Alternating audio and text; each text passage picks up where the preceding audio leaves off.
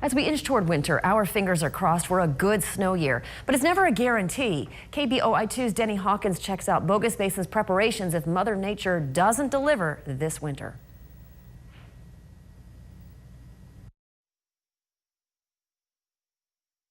Leaves may be hanging on this late in the fall, but Bogus Basin is thinking snow. Or trying to, at least. Right now it's really nice up here. So far, this month has been a strange time to be on the mountain. Probably exactly what we don't want this time of year. Start waiting for cold weather right about now. Mountain managers are hoping luck will be on their side again this year, and that Mother Nature delivers a similar winter to last winter. More years like last year would be best. But Director of Mountain Operations Nate Shake says Bogus Basin has learned its lessons from several bad snow years. They have to be prepared for whatever's in the cards. Snowmaking in the West is a reality.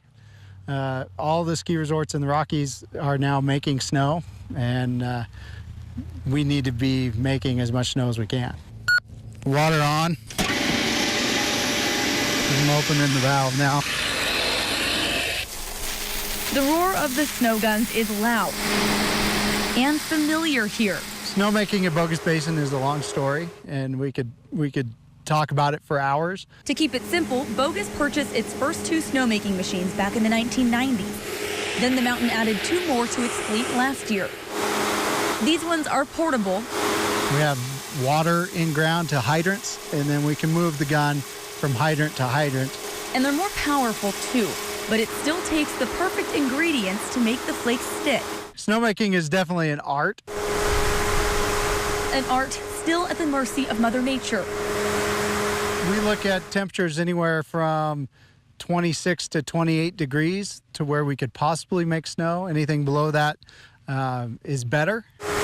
When it works, these machines can produce several feet of snow, which then gets spread out over a larger area on the slopes. We can go through about 10,000 gallons of water in an 8-hour shift. So far, the mountain has spent upwards of $50,000 on equipment, and they're looking to expand their snowmaking operations in the coming years. Lots of groundwork going into being able to make a lot of snow.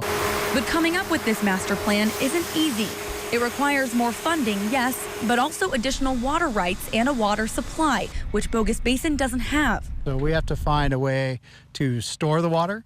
We have to either build those facilities or a pond or some way to store somewhere around 10 to 20 million gallons of water. Shake says Bogus is eyeing a piece of private property in the Boise National Forest to potentially build a pond that would hold all that water. It goes without saying that idea and others are all preliminary.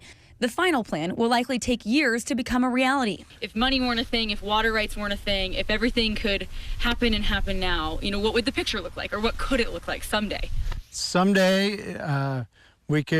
the plan is to have a snowmaking system that will make snow on about 60 acres of terrain that would say, get us open in the worst case scenario.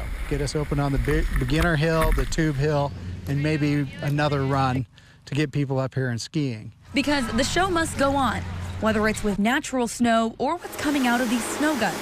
Yeah, I do think it's going to become more important over time, and it's going to be that lifeline between the years like last year and the preceding 3 or 4 years. As for this winter, it's fingers crossed that there's snow at the end of this rainbow. So what do you say to Mother Nature? Please, please get cold.